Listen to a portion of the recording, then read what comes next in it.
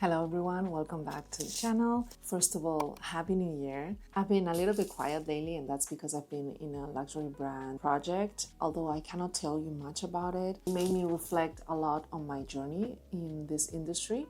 So today I wanted to sit down and have a little coffee with you, a little chit chat, and talk about my background, how I started in this industry, and how it led me to today. So if you're new here, hi, I'm Liz. I am the illustrator and pattern designer behind the Flying Papaya.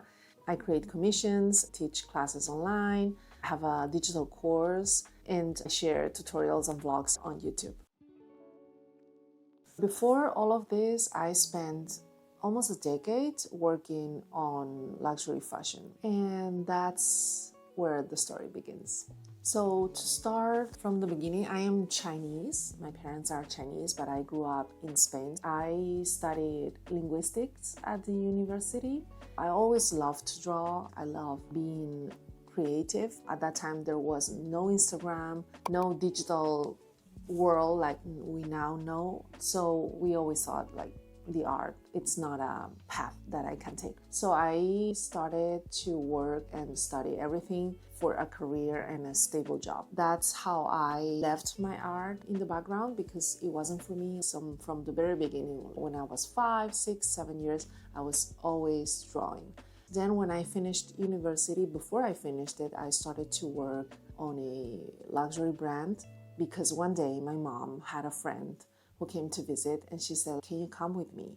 Because I don't speak Spanish and I need to buy some gifts and I would love for you to translate," right? So I came in and I suddenly feel the sales assistant of the luxury brand looking at me, like staring and observing me. She was super elegant, very fancy, red lipstick, perfect hair. By the end of this sale, she came to me and she said, "Do you speak Chinese?" And I was like, "Yes." And she said, "We would like for you to work with us. So what do you think about that?" And I was like, "What? Isn't this some sort of joke?"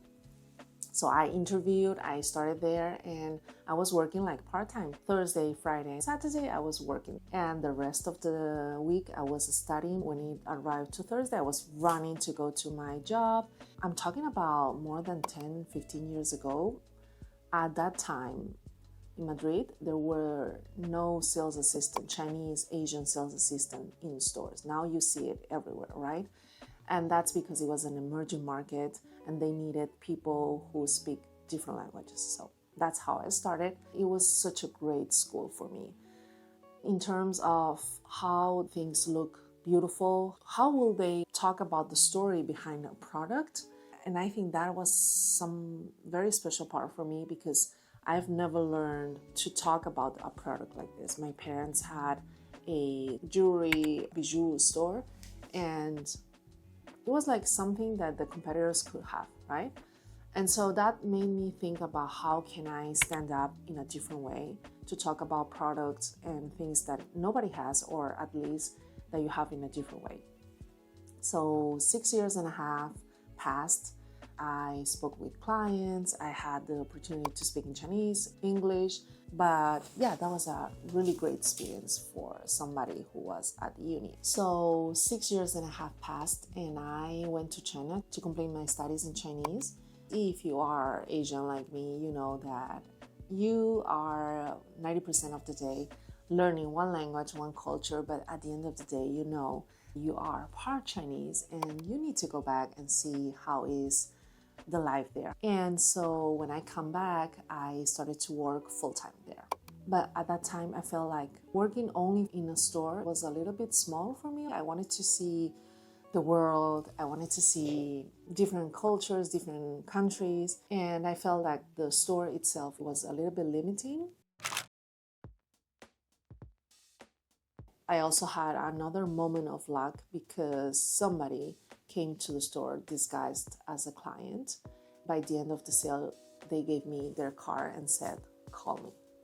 I went to the interview, which was nerve-wracking that day. I remember being very anxious already for an interview. There was a competitor, a luxury brand also, and my car broke in the middle of downtown street. So it was like craziness. They offered me another position in store. I had to decline because I knew I didn't want to go to another brand for the same position. I had to escalate a little bit.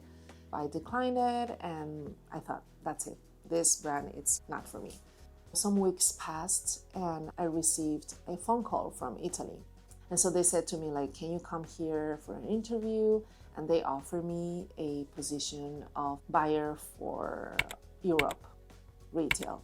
And so if you don't know what a buyer is, the buyer is the one who buys products to sell in the store. But in this case, we were working on a headquarters in Milan, Italy. And so we will choose the designer's product to sell in different stores. The person disguised as a client was actually a big director, and they offered me this amazing dream job position. I had the opportunity to travel throughout stores in Europe. There were months and days where Monday I will be in London and Wednesday I will be in Germany. Dream job, really nice job. Such a beautiful experience. We did the buying campaigns and had the opportunity to meet designers. We also went to the runways to see firsthand the collection. We were really close to the art itself. The designing, it's an art for me. And there were collections that were like, wow, that's beautiful. How do they come up with this? And it's a sort of The Devil Wears Prada, the movie. I was not dressed that fashion, but comfortable because buying days were really hard. Let's put a Zara store. When you go to the store and say, I want this shoe, and then go to another store and they don't have that model, that's because someone in the office is reallocating them. You probably have the big flagship Zara store, which has everything, and then the collection winds down to something smaller depending on the store. That's what happens in stores. We did 360 degrees, everything. It was a beautiful job, as I said. I presented for European managers in Italian, which was really challenging, but also made me learn Italian. I have a lower level of Portuguese than I had in Italian when I was there. So I lived there for 2 years and a half. The job looks very exciting, the outside also, but the inside, there is a lot of Excel tabs. Although it had a beautiful artistic side, it had also a number-based side. So the turning point.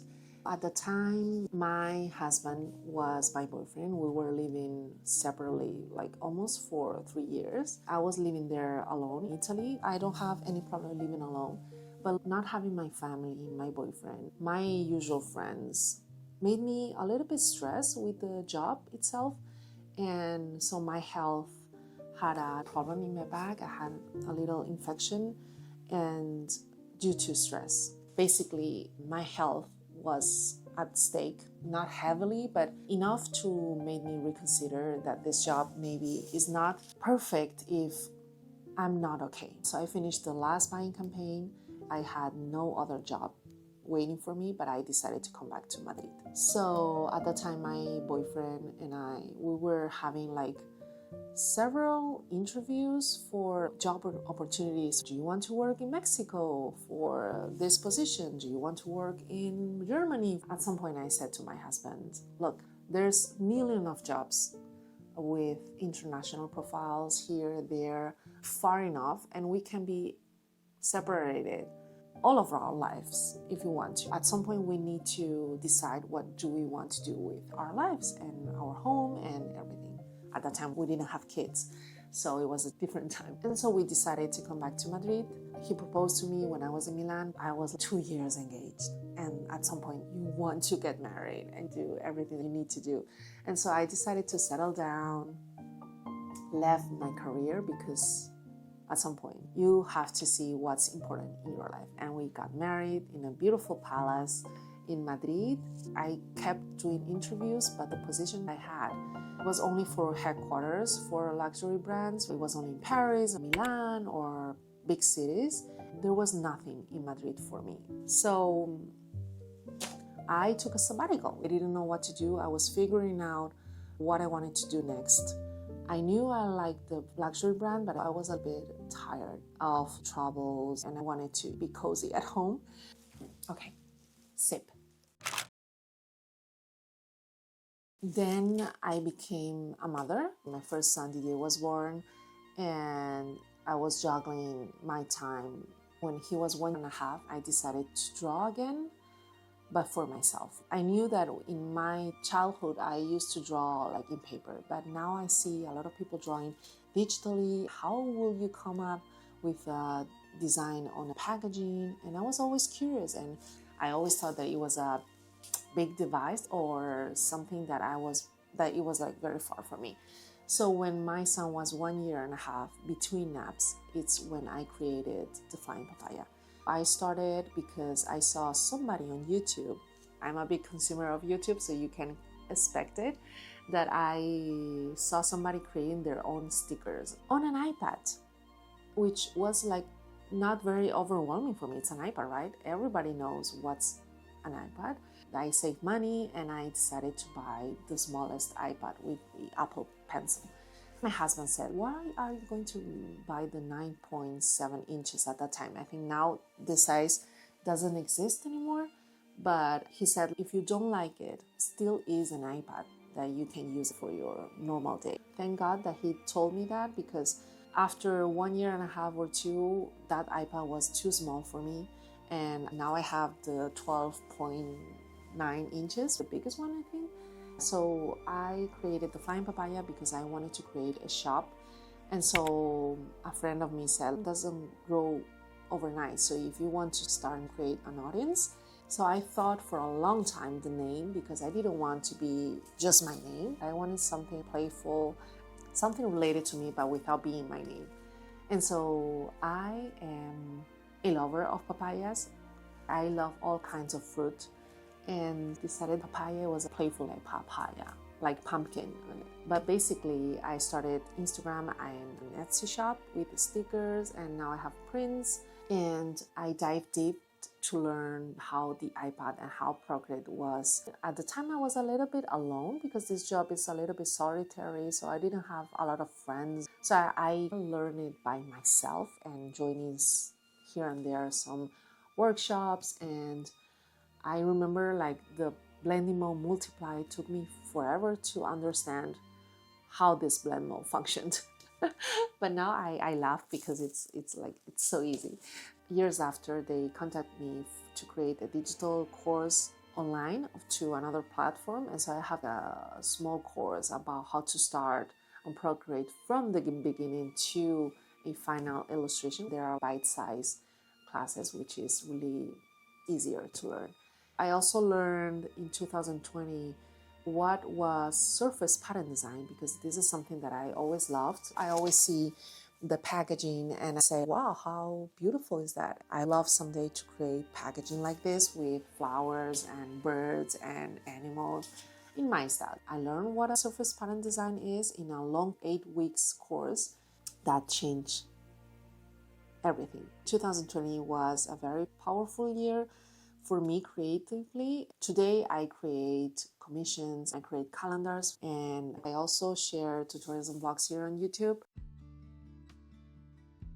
Over these years, I already forgot about luxury brands, but recently I was contacted by a luxury brand and I was like, wow, that's amazing. After becoming a mother, my life got comfy. I was wearing leggings, my hair wasn't brushed, and mom life, very different from my luxury brand years. So I've never imagined that I will return to this world, but now that I did, suddenly my past experience made sense. My life started with art. I didn't want to pursue art, and then I end up here again because of some reason. And I remember telling a friend that maybe I lost my time working in the middle in other companies when I should have pursued art. She said, no, that's experience you have. You come back to art with that experience, which is true. But now, looking back, knowing that I had this project in luxury brands made me think that it wasn't coincidence. Like I worked in luxury fashion, then I came back to art, and then I came back to luxury fashion again. So that's full circle. I was like very, I don't know, happy and excited. I never thought about it as an artist to be in a luxury brand. But now I know that my opportunity is open again and I'm going to pursue it a little bit more. I hope you like this video and that my story maybe sparkles something on you or inspire you a little bit to pursue your dreams, because they can actually happen. That's not to say that I have achieved everything that I wanted. So thank you for being here. If you like more of these chit chat, sit down videos, I would love to make them, because I think they are really cozy, and it also makes my life easier to edit, because it's not sustainable to do always vlogs and tutorials. If you like this video, click like and subscribe, and see you in the next